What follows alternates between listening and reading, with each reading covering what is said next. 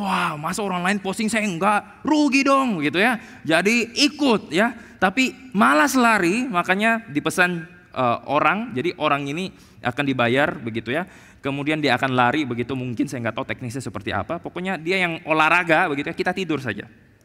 Dibayar tapi ya, gitu ya. Terus mungkin kita di situ kita sudah bangun tidur, selesai udah kita tinggal posting. Selamat datang dalam dunia tipu-tipu begitu ya. Padahal kita tadi tidak olahraga. Yang penting orang lihat, semesta melihat bahwa saya hidup sehat. Haleluya begitu ya. Shalom, selamat pagi. Wah, lebih sepi ini ya daripada kau pagi ya. Pagi, selamat pagi. Iya, oke ya. Terima kasih kepada setiap penata layan ya, dan juga teman-teman yang sudah memainkan skit untuk pengantar khotbah kita pagi hari ini. Sangat luar biasa dan relate sekali dengan khotbah hari ini, karena hari ini kita akan membahas satu tema yang sangat-sangat relate dengan kehidupan kita di zaman sekarang, Bapak Ibu ya. Sebelumnya mungkin beberapa jemaat belum mengenal saya. Perkenalkan, saya Ronald Chandra dari GKI Makassar. Saya terima kasih kepada segenap hamba Tuhan, majelis setempat yang sudah memberikan kepercayaan melayani bersama pagi hari ini, dan juga saya membawa salam hangat dari GKI Sulsel Jemaat Makassar. Pagi hari ini kita akan membahas satu tema yang saya rasa setiap kita akan bergumul begitu ya, tidak jauh-jauh dengan tema pembahasan tentang penggunaan HP begitu ya. Terutama saudara berbicara tentang media sosial.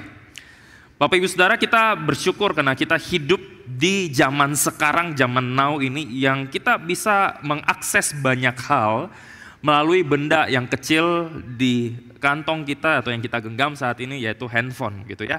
Kita bersyukur Bapak Ibu, kita hidup di zaman yang sekarang. Saya nggak bisa bayangkan begitu ya, kalau saya hidup dan saya lahir di zaman para orang tua saya yang mungkin mau menulis pesan pun kepada orang yang dikasih, yang dia dekat, itu harus lewat surat begitu ya. Nulisnya kapan ya, dibacanya kapan, dibalasnya kapan, begitu kurang lebih. Mungkin ada yang hidup di era seperti itu, boleh angkat tangan, saya boleh tahu. Ada yang hidup di era surat-suratan begitu ya? Ya ada? Cuma 1-2 orang gitu ya. Ya, terima kasih, at least saya lebih muda begitu. Terima kasih ya. Begitu ya. Atau Bapak Ibu, kita bisa mungkin kalau yang di era itu ya, saya bayangkan kalau kita hidup zaman sekarang terus lihat, wih, keluarkan surat-surat dulu dari pacar gitu ya, atau mantan mungkin gitu ya. Kayaknya kalau mantan sudah dibuang begitu ya. Lihat ulang weekendnya dulu itu so sweet sekali begitu ya. Jadi itu mungkin momen yang menyenangkan begitu. Kalau di zaman saya mungkin sebagian besar juga Bapak Ibu yang ada di sini mungkin waktu kecil itu udah lebih baik begitu, meskipun tidak semua mungkin waktu kita kecil itu orang sudah punya handphone begitu, tapi di zaman saya Bapak Ibu ada yang namanya wartel. Ada yang tahu ini tempat ini? Ada yang tahu? Ada ya, ada begitu ya.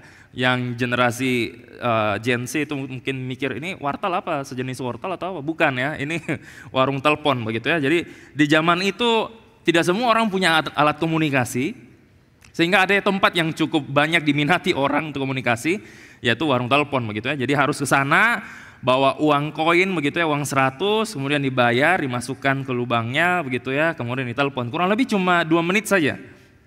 Gitu ya. Jadi kalau kita yang terbiasa hari-hari ini sleep callan, percayalah itu tidak bisa begitu ya. Di zamannya tidak bisa, mungkin 2 menit itu sudah bunyi tit tit. Itu bukan bunyi Ultraman lagi habis kekuatan begitu, bukan ya. Itu bunyi berarti Anda harus masukkan lagi koin supaya kalau mau masih ngobrol itu waktunya ditambahkan. Tapi Bapak Ibu Saudara, kita lahir zaman sekarang itu mungkin sudah tidak seribet itu. Semua instan, semua sederhana, semua kita bisa akses banyak hal melalui handphone kita. Gitu ya. Bahkan sebagian besar mungkin anak-anak yang kita punya di zaman sekarang itu mungkin sudah tidak asing dengan yang namanya gadget begitu ya. Ponakan saya biasa dulu begitu, saya nggak tahu sekarang sih begitu ya. Kalau mau makan apa dulu harus ada tabnya di depan begitu ya. Lagi rewel tab, saya nggak tahu ada yang punya anak-anak seperti itu zaman sekarang gitu ya. Mau ngapain merengek tab begitu ya, mau makan tab begitu ya. Itu di mana-mana harus ada tab. Jadi sudah berinteraksi dari kecil ya, namanya layar, tablet atau handphone dan sebagainya. Makanya ada pusat statistik atau BPS itu pernah mengeluarkan satu data bahwa mayoritas anak usia 5 tahun di Indonesia zaman sekarang itu sudah mengakses internet untuk media sosial dengan persentase kurang lebih 88,99%. Itu tinggi sekali dan itu anak-anak. Saya nggak tahu kalau orang dewasa tentu lebih besar lagi begitu ya, apalagi harga kuota sekarang itu relatif lebih murah dari dulu begitu ya. Kalau kita mau internetan itu mahal, cuma dapat berapa giga saja, sekarang mungkin relatif lebih murah. Dan kalau kita mau pergi ke tempat-tempat umum itu mudah sekali kita dapatkan akses internet wifi begitu ya, tinggal minta passwordnya, kebanyakan menyediakan itu. Itu sebabnya Bapak Ibu, di zaman sekarang mungkin saya bisa katakan bahwa hampir semua orang di tempat ini mungkin punya yang namanya handphone. Tidak lepas dengan yang namanya media sosial. Namun karena hal ini bisa diakses siapapun dengan mudah di dalam dunia maya ini, itu yang jadi masalah. Satu sisi itu memberikan kenyamanan, efisiensi, kalau mau komunikasi itu gampang sekali. Tapi di satu sisi yang lain juga kalau tidak hati-hati ada masalah. Media sosial yang awalnya diperuntukkan supaya kita mudah bersosial, berkomunikasi, berinteraksi satu dengan yang lain, mengirim pesan begitu ya, membangun jaringan. Media sosial yang bisa kita gunakan untuk hal yang baik, membagikan Injil dan lain sebagainya, yang kita bisa akses banyak hal dalam ponsel kita, dimanapun dan kapanpun itu asal ada internet begitu. Tetapi hal ini juga bisa kita gunakan untuk hal-hal yang menghasilkan hal negatif. Misalkan, yaitu hidup dalam pencitraan. Seperti yang tadi saya katakan Bapak Ibu Saudara, kita hidup di zaman sekarang gadget hampir semua bisa akses dan punya begitu. Itu sebabnya hampir semua orang bisa berpendapat di situ. Hampir semua orang bisa mengirimkan informasi di situ. Tidak tahu betul atau tidak begitu ya. Dan saking banyaknya itu seringkali kita nggak bisa filter itu. Saking banyaknya itu mungkin kita saking sibuknya juga kita nggak bisa cek yang mana yang benar, yang mana yang hoax, yang mana itu cuman gosip. Kita nggak bisa memvalidasi benar nggak berita ini betul dan benar-benar terjadi. Apalagi kalau orang yang share kepada kita adalah teman dekat kita mungkin atau sahabat kita yang suka gosip gitu ya. Apalagi teman-teman kita ini cerita dengan sangat emosional gitu. Wah, kayaknya nih betul deh, kayaknya beritanya nih. Apalagi kalau kita tahu teman kita yang suka cerita itu seperti detektif begitu ya. Dia sudah tahu apa yang akan terjadi ya sebelum H-1 terjadi begitu. Dia sudah tahu, dia bisa baca itu begitu ya. Apalagi kalau dia cerita itu, wah luar biasa sekali. Dia tambah bumbu, tambah rasa penyedap rasa begitu ya. Apalagi kalau dia mulai chat, sibuk kah? Kita balas, tidak Ji, kenapa kah? Maukah cerita? Wih, apa ini? Saya suka bergosip gitu ya. Terus kita bilang, kenapa? Wah, kalimat selanjutnya adalah, masa toh? Wah itu, berarti dunia tidak sedang baik-baik saja itu ya. Masa toh? Wah itu berarti ada kelanjutannya begitu ya, ditambahin ini itu begitu ya. Kemudian dia tambah lagi, dia cerita lagi. Begini, saya awalnya juga tidak percaya. Tapi saya pegang firman Tuhan. Berbahagialah orang yang tidak melihat namun percaya. Wah itu kita langsung, wah ini sudah tidak ada obat ini, pasti betul, valid 100%, tidak bisa dielakkan lagi begitu. Sehingga Bapak Ibu seringkali informasi yang kita terima itu adalah informasi-informasi yang kita juga mungkin tidak tahu faktanya seperti itu atau tidak. Nah Bapak Ibu Saudara, belakangan ini khususnya setelah COVID ya, di zaman COVID, setelah COVID itu kan orang suka mulai olahraga ya, naik sepeda, terus mulai jogging, maraton dan sebagainya begitu ya. Dan belakangan ini di daerah CPI itu ya atau daerah pantai itu suka orang lari begitu. ya, suka lari di situ, jogging di situ. Dan ternyata dari jam 5 itu sudah mulai rame di sana, orang sudah siap lari begitu ya. Saya nggak tahu ini orang kurang kerjaan atau gimana, tapi banyak begitu. Dan masalahnya saya juga di situ. Gitu. Saya mikir kenapa saya di sini begitu ya. Saya di situ ya, sebelum Bapak Ibu salah paham, "Wih, Ronald ini penyanyi Ronald suka olahraga." Ternyata tidak begitu. Saya ke sana karena terpaksa. Pemuda saya bilang, "Ayo kita ikut jogging di CPI," begitu ya.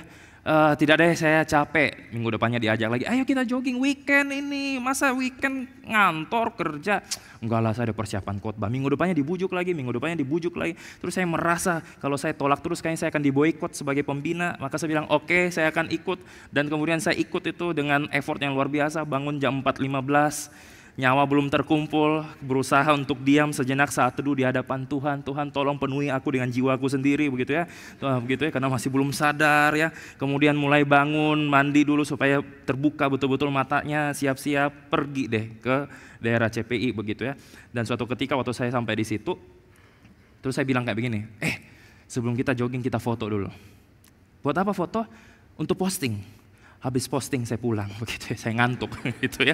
Terus kasih hashtag yang ceria begitu ya, Sabtu produktif, wah gitu ya. Terus kasih hashtag Sabtu sehat atau Sabtu ceria. Bayangkan mereka tuh sampai bikin grup Bapak Ibu untuk jogging saja sehari Sabtu.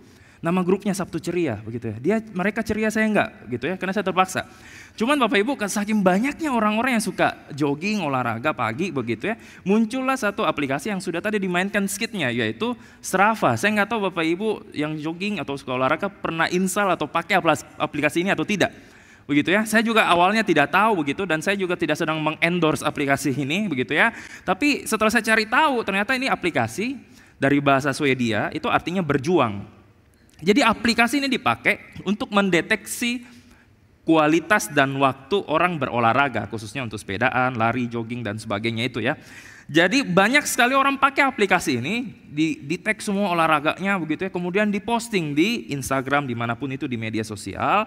Dan kemudian saking banyaknya yang pakai ini dan posting di media sosial, muncullah satu berita yang saya tidak habis thinking begitu ya.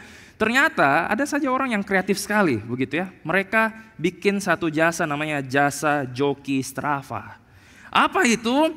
Jasa itu ditawarkan kepada orang-orang yang mau FOMO begitu ya. Wah, masa orang lain posting saya enggak, rugi dong gitu ya. Jadi ikut ya. Tapi malas lari, makanya dipesan orang. Jadi orang ini akan dibayar begitu ya. Kemudian dia akan lari begitu, mungkin saya nggak tahu teknisnya seperti apa. Pokoknya dia yang olahraga begitu ya, kita tidur saja. Dibayar tapi ya. Gitu ya. Terus mungkin kita di situ kita sudah bangun tidur, selesai udah kita tinggal posting. Selamat datang dalam dunia tipu-tipu begitu ya. Padahal kita tadi tidak olahraga. Yang penting orang lihat, semesta melihat bahwa saya hidup sehat. Haleluya begitu ya. Pada tipu-tipu begitu. Kalaupun benar, bukankah hal-hal yang kita lihat di media sosial mungkin itu hanya 1% dari 99% bagian kehidupan lainnya yang kita nggak tahu. Yang seringkali kita cuma posting mungkin 1% saja, 1 menit reels atau gambar saja gitu. Dan kita suka kirim itu begitu ya untuk melakukan pencitraan begitu. Nah, menariknya Bapak Ibu Saudara, ternyata masalah yang kita bahas hari ini, masalah tentang pencitraan ini bukan hanya terjadi dan dilakukan di zaman sekarang Bapak Ibu. Bukan hanya kita yang hidupnya di zaman sekarang terus mungkin kita bilang, oh mungkin itu hanya dilakukan oleh orang-orang yang tidak mengenal Allah di luar sana. Ternyata masalah pencitraan ini juga terjadi di dalam kehidupan tokoh-tokoh Alkitab. Saya coba bahas satu tokoh Alkitab saja begitu. Kalau kita baca di dalam Keluaran 34 ayat 29 sampai sebenarnya nanti kita akan baca sampai 35 begitu ya. Kita coba baca sedikit ayat ini begitu ya. Ketika Musa turun dari Gunung Sinai, kedua loh hukum Allah ada di tangan Musa ketika ia turun dari gunung itu. Tidaklah ia tahu bahwa kulit mukanya itu bercahaya oleh karena ia telah berbicara dengan Tuhan. Ayat 30. Ketika Harun dan segala orang Israel melihat Musa, tampak kulit mukanya itu bercahaya, maka takutlah mereka mendekati dia. Jadi Bapak Ibu mungkin karena selama ini Musa itu kurang dianggap. Mungkin Musa selama ini dia ngomong apa tidak ada yang respect, tidak ada yang dengar, orang-orang malah memberontak, tidak mau dengar, ragu sama dia. Masa ini utusan Tuhan sih begitu ya. Apalagi Musa bilang dia tidak pandai bicara. Masa orang seperti ini mau mimpin kita? Selama ini mungkin dia tidak didengar, tidak ada orang yang respect, sedikit orang yang mau taat sama dia. Tapi di momen Musa itu bertemu dengan Tuhan, ada suatu hal yang berubah, gitu ya. Kemuliaan Allah itu terpancar di dalam dirinya, di dalam wajahnya itu bersinar, dan ada suatu hal yang berubah dari dirinya. Mungkin orang-orang waktu lihat, wih Musa ini sekarang glowing ya, pakai skincare apa ya? Bukan ya, tidak ada kepikiran itu. Jadi mereka pikir, wih ini kayaknya gara-gara dia baru bicara sama Tuhan ini. Wah, kita ikut saja, nanti dia marah, dia hukum kita yang kena begitu ya. Jadi kita ikut saja apa yang dia ngomong. Jadi setiap kali Musa bertemu dengan Tuhan, wajahnya bersinar, dia ngomong sama umat Allah, semua umat Allah itu takut sekali dan semua taat sama dia. Gitu ya. Kita coba lihat ayat 33. Setelah Musa selesai berbicara dengan mereka, diselubunginya lah mukanya. Jadi ini mungkin orang-orang di situ sudah mulai ngomong bisik-bisik gitu, hati-hati, dia itu orang diurapi Tuhan loh begitu ya. 34, tetapi apabila Musa masuk menghadap Tuhan untuk berbicara dengan dia, ditanggalkannya lah selubung itu sampai ia keluar, dan apabila ia keluar dikatakannya lah kepada orang Israel apa yang diperintahkan kepadanya. Apabila orang Israel melihat muka Musa, bahwa kulit muka Musa bercahaya, maka Musa menyelubunginya mukanya sampai ia masuk menghadap untuk berbicara dengan Tuhan. Jadi begini, ternyata Musa ini sejak dia bertemu dengan Tuhan wajahnya bersinar begitu ya. Dia suka pakai kerudung gitu ya. Supaya apa? Dia pakai kerudung itu apa? Supaya orang lain di situ pikir bahwa mukanya lagi bercahaya ini begitu ya. Terus orang lain mungkin berpikir, jangan kok dekat-dekat dia.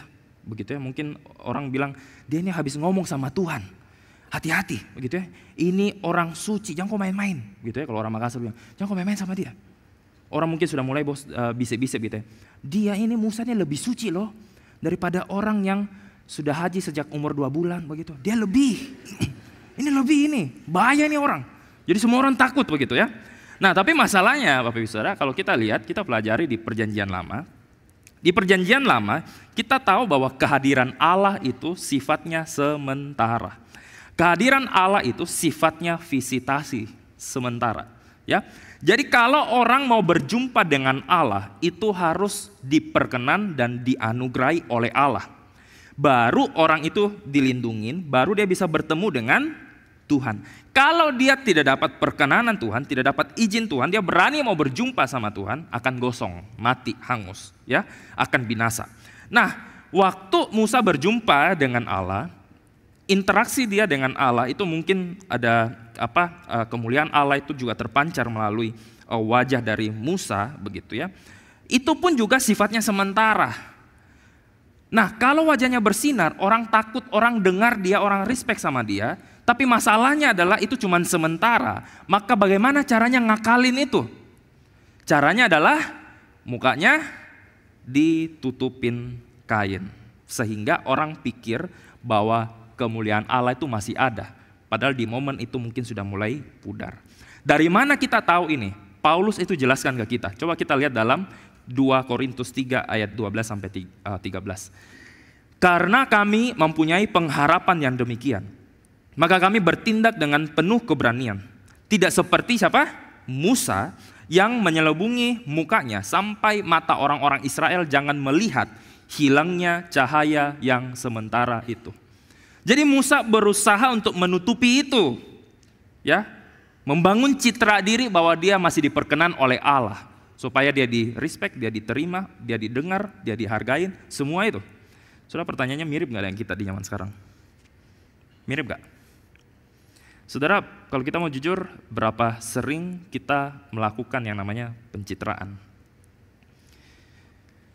Yang kita senang adalah cuplikan, kita suka posting mungkin video keluarga kita gitu ya, wih harmonis sekali, anak-anak lari-lari, main-main, kita dengan suami istri itu sangat harmonis sekali. Nggak ada yang tahu baru berapa menit yang lalu anak kita lagi tantrum, emosi kita naik darah. Tidak ada yang tahu. Yang tahu adalah main sana. Orang nggak tahu backgroundnya tadi baru emosi, gitu ya. kita suka posting misalkan jalan-jalan kemana-mana, tempatnya seru, bagus, tempatnya yang mahal begitu ya. Padahal nggak ada yang tahu keuangan kita lagi susah begitu ya. Dompet kita sedang berteriak begitu, tolong aku, jangan paksa aku keluar begitu ya. Sudah tetes titik darah penghabisan begitu ya, nggak ada yang tahu. Pay letter sudah memanggil, cicilan juga belum terbayar begitu, nggak ada yang tahu. Kita pergi ke tempat gym gitu ya, foto gitu ya. Gitu ya, sudah mulai foto, wah, semua keluar begitu ya. Nggak ada yang tahu, kita cuma 15 menit habis itu pulang gitu, yang penting udah foto, posting begitu ya. Nggak ada yang tahu begitu ya. Mungkin kita pergi hari Minggu, ke gereja gitu, ke gereja terus foto gitu ya. Terus hashtagnya adalah ingat ibadah guys. Waktu pujian nyanyi, waktu khotbah mulai keluar HP. Lamaan apa khotbah 15 menit belum selesai. Gitu ya, sudah mulai lihat ada notif nggak muncul begitu ya. Ternyata nggak ada, tapi itu di gereja lain, di sini nggak ada begitu ya. Amin. Tapi yang saya mau katakan begini Bapak Ibu Saudara ya, kalau Musa pakai kain selubung untuk tutupi wajahnya, bangun citra diri yang baik, dia takut kelihatan aslinya, maka bukankah kita seringkali menggunakan media sosial untuk menutupi kekurangan kita, aslinya kita mulai bangun citra diri yang baik, yang sukses, yang bahagia, yang sehat, realitanya belum tentu seperti itu. Saudara, kenapa kita punya kecenderungan main di ranah pencitraan seperti itu? Kita coba lihat motivasi hati di balik pencitraan. Saudara, kenapa kita suka membangun citra diri yang baik? Jawaban sederhananya karena dosa. Dosa bukan hanya membuat relasi kita putus dengan Tuhan. Dosa membuat gambar diri kita, identitas kita rusak. Dosa membuat kita tidak punya damai dan kebahagiaan. Nah, masalahnya di tengah-tengah keberdosaan kita itu, dunia ini melalui media sosial mendoktrin kita bahwa gambar kita, identitas kita, damai kita, kebahagiaan kita baru bisa tercapai, baru bisa pulih, baru bisa utuh kalau saya hidup sesuai dengan apa yang ditampilkan di media sosial. Saudara, sampai saya kaget, saudara, saya dapat satu berita begini, di Inggris ada anak remaja umur 19 tahun di zaman itu, saudara, itu mau bunuh diri. Kenapa dia mau bunuh diri begitu? Karena dia tidak puas dengan hasil selfie yang diambil begitu. Dalam sehari dia bisa habiskan waktu 10 jam, dia ambil 200 foto begitu ya. Dan karena dia sudah ambil 200 foto 10 jam tidak ada yang puas, dia kecewa begitu ya, dan dia mau bunuh diri. Dia minum obat begitu ya, sudah hampir overdosis, untung kedapatan mamanya. Jadi dia bisa direhabilitasi begitu ya. Saya berharap tidak ada di antara kita yang seperti anak remaja ini begitu ya. Tapi tahu nggak, saya sudah dapat bibit-bibitnya. Saya meskipun pembina pemuda, saya punya pekerjaan sampingan adalah jadi tukang foto. Jadi kalau ada anak-anak pemuda, foto yuk foto, Koronal boleh foto nggak? Saya jadi tukang foto begitu ya. Jadi, kalau saya foto, mereka biasa bilang, kok fotonya yang bagus ya, jangan kelihatan gemuk. Saya pusing mau ambil posisi dari mana, angle-nya juga bingung gitu ya.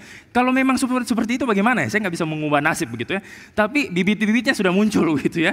Saya yakin tidak ke ekstrim berita tadi begitu. Tapi bukankah dalam diri kita senang membangun citra diri yang baik? Saudara, yang saya mau katakan begini, kalau kita mau jujur, berapa sering kita itu, media sosial itu mempengaruhi mood dan kondisi hati kita? Berapa sering hati kita itu jadi nggak damai, kita merasa insecure, merasa nggak aman, merasa nggak berharga, merasa kurang beruntung mungkin saat kita baru saja lihat cuplikan-cuplikan singkat video manusia-manusia di luar sana begitu ya, yang tampak hidupnya kayak nikmat sekali ya, hidupnya kayaknya bahagia sekali ya, nggak kayak saya.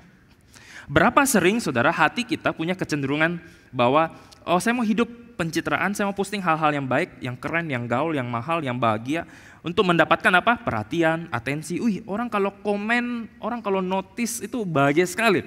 Kalau like-nya nambah begitu ya, wah bahagia sekali begitu ya. Terus kita simpan lagi HP. Muncul bunyi lagi notif, ting dong, keluarin. Ada nambah 1. Masuk lagi. Ting dong, buka. Ternyata cewek yang saya suka like fotoku. Wah. Berbunga-bunga begitu ya. Saudara, kita suka itu, kita suka dinotis orang, kita suka dipuji orang, kita suka diterima orang. Atau mungkin jauh dalam lubuk hati kita yang terdalam, kita akan berkata, aku mau orang melihat bahwa aku juga bisa seperti mereka. Aku juga bisa punya barang sesuatu yang kalian punya. Aku juga bisa jalan-jalan kemanapun seperti yang kalian lakukan dan sebagainya. Saudara, sadar atau tidak sadar, hati kita itu rentan memperlakukan media sosial kita sebagai suatu hal yang signifikan, menjadi hal penentu mood kita, perasaan kita, dan kondisi hati kita. Menjadi keberhargaan dan identitas kita, dan kita susah lepas itu. Saya nggak tahu Bapak Ibu Saudara pernah nggak gelisah waktu baca berita-berita tertentu atau apa yang di-sharing di media sosial begitu ya, bagi anak-anak muda. Melihat berita AI mengambil alih banyak profesi. Wah, kepikiran mati nih, saya kerja apa gitu ya. Wah, saya punya jurusan sudah diambil alih sama AI begitu ya. Lihat berita lain begitu, ini ekonomi global belum stabil-stabil, rupiah juga makin lama tidak ada harganya begitu ya. Emas naik, bagaimana mau nikah begitu, musing gitu ya, mikirin, terus perang juga belum selesai, relasi dengan orang yang di sekitar kita juga kita merasa tidak baik-baik saja, terus kita mulai kepikiran, kita lihat orang lain, relasinya romantis sekali, saya tidak ada pacar begitu ya.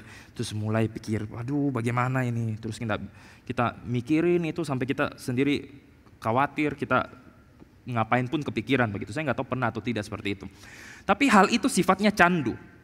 Kita mau update tentang apa yang lagi happening, apa yang orang lagi lakukan, pencapaian orang. Tapi waktu kita lihat kenyataan kita tidak seperti itu, kita kecewa. Terus kita buat pencitraan baru. Terus balik lagi ke awal, kita update lagi gitu ya. Kita lihat lagi, kok saya nggak kayak dia, pencitraan lagi, balik lagi. Saudara, itu akan terjadi seperti itu, dan itu kita nggak bisa lepas. Nah, saudara, berapa banyak di antara kita ya, kita mungkin tidak terlalu masalah kalau ketinggalan dompet.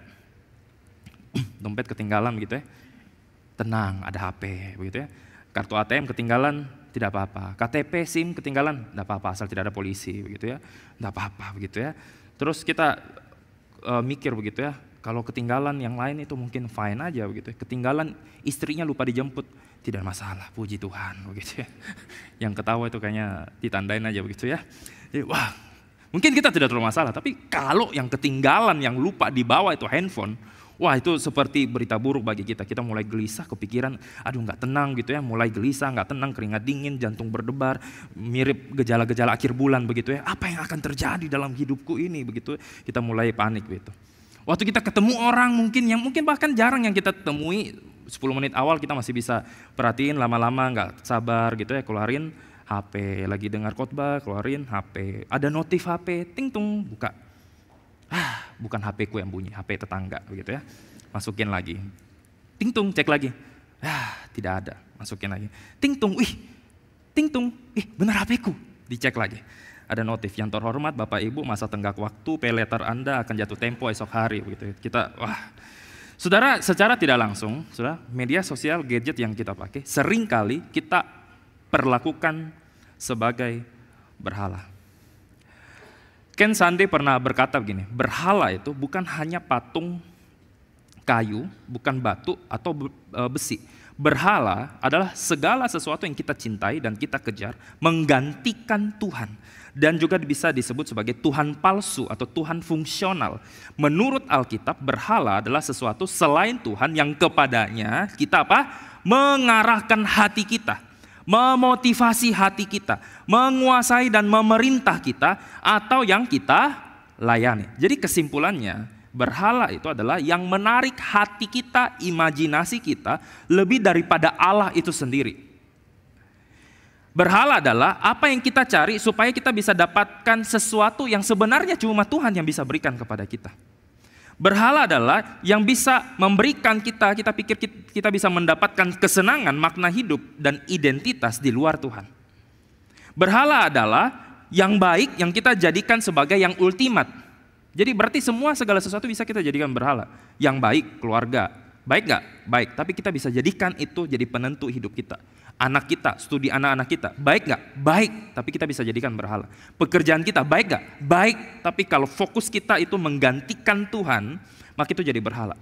Yang harus kita punya, berhala adalah yang harus kita punyai agar kita merasa aman, merasa berarti, merasa bernilai. Jadi pertanyaan yang kita renungkan saat ini adalah, berapa besar hati kita lebih tertarik pada media sosial kita daripada Allah itu sendiri?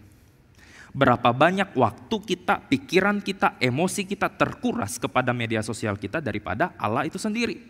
Berapa sering perasaan kita itu terombang-ambingkan menurut like, komen dan share-nya orang tentang dari media sosial kita. Kita mungkin rela untuk lakukan pencitraan apapun itu, unggah keberhasilan kita, kekayaan kita, harta kita, dan sebagainya. Kenapa? Karena jauh dalam lubuk hati kita yang terdalam, kita percaya bahwa saya akan berhasil, saya akan bernilai, saya baru akan diterima, saya baru akan dikasihi, saya baru signifikan, saya baru akan nyaman, saya baru akan aman kalau hidup saya seperti influencer A, influencer B, influencer C, begitu ya.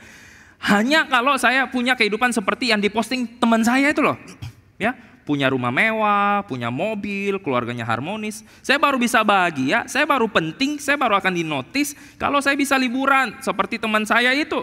Kalau saya bisa nongkrong di tempat-tempat yang terkenal dengan teman-teman kerja begitu ya. Saya baru akan signifikan kalau saya bawa tas-tas yang branded sambil jalan angkat gini begitu ya, sudah ya. Semua mata memandang begitu ya. Tas apa itu sis baru ya? Wah senang sekali begitu ya.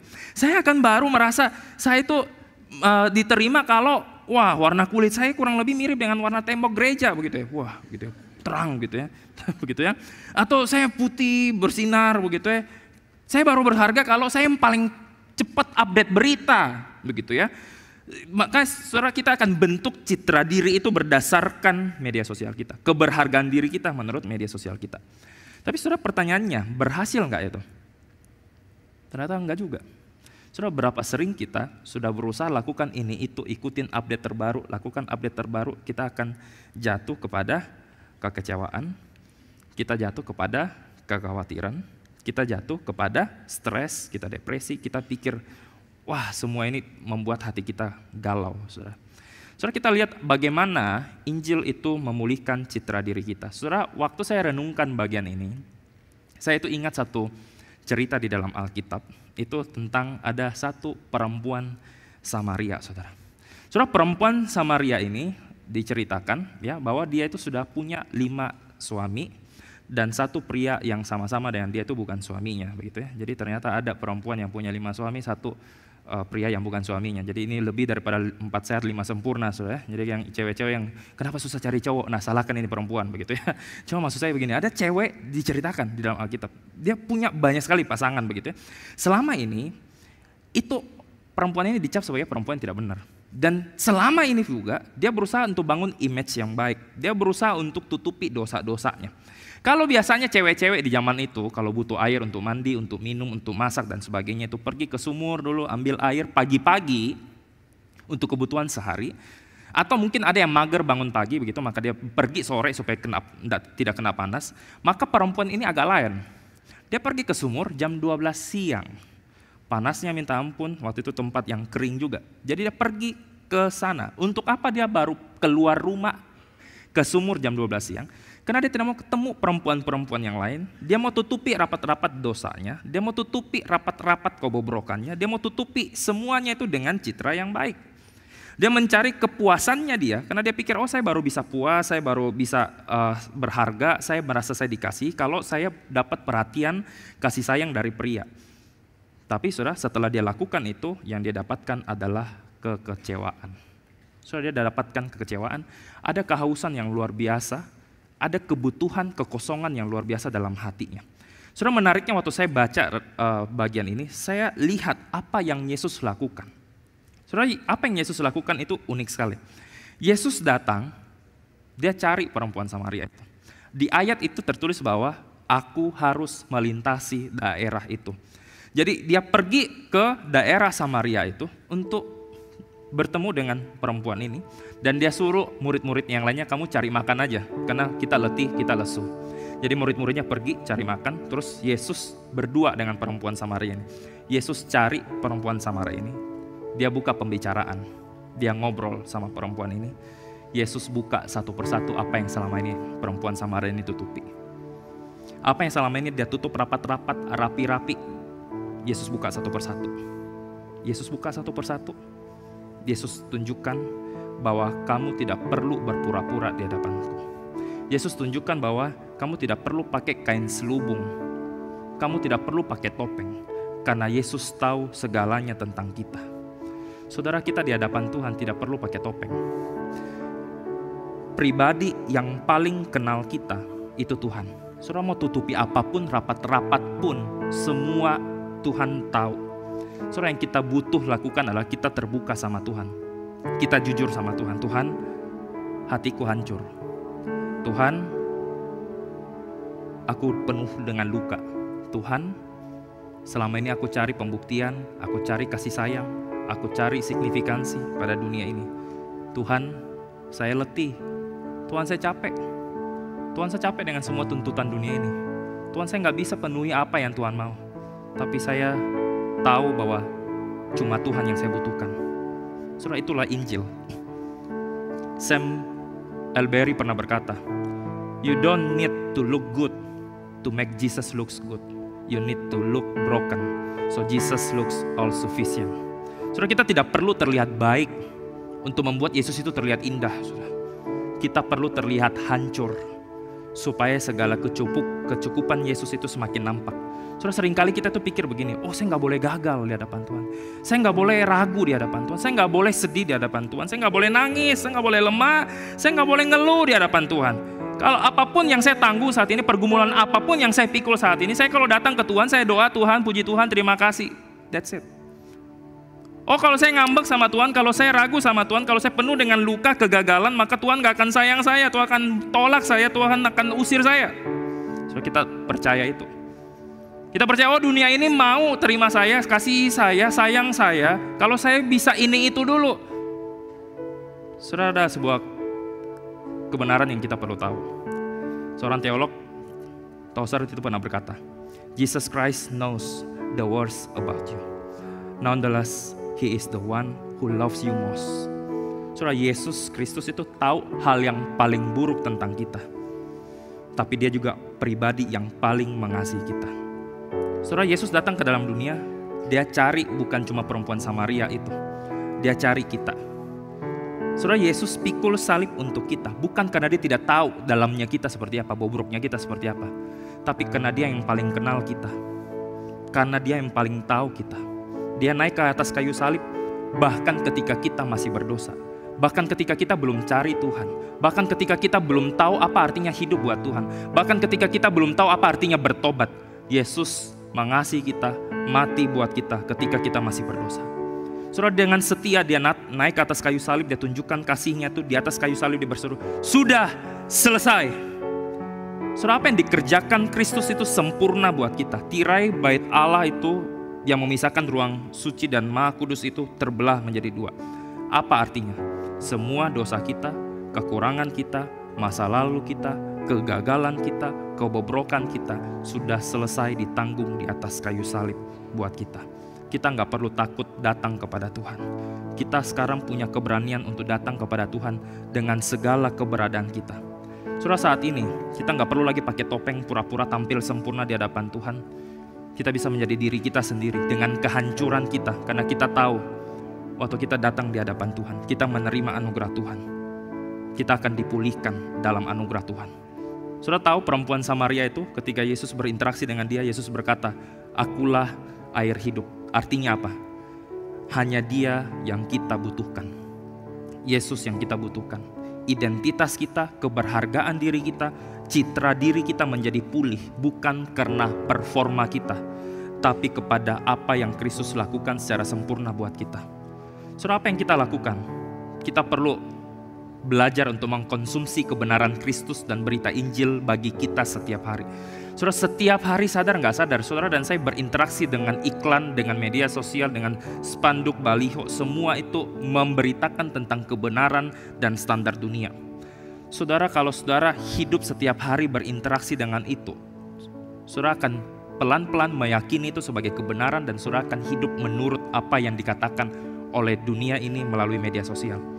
Kita perlu merenungkan Injil setiap hari. Kita perlu disegarkan kembali oleh Injil. Martin Luther bilang kita perlu mendengarkan Injil setiap hari karena setiap hari kita melupakannya. Kita tuh hati kita tuh begitu rentan. Hari ini kita tobat, nanti kita kumat lagi gitu ya. Hari ini janji, besok ingkar. Kita perlu dengar Injil. Keberhargaan diri kita, signifikansi kita, kasih Tuhan tidak berdasarkan pada kita, tapi kepada apa yang Kristus lakukan buat kita.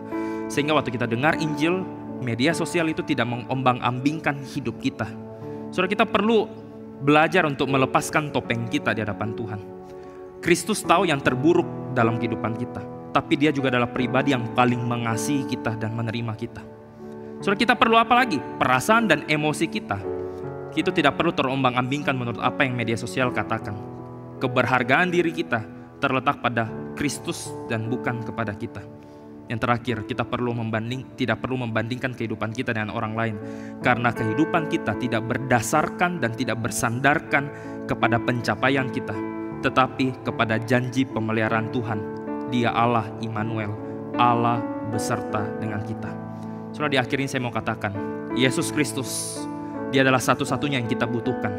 Dia cukup, bahkan lebih daripada cukup.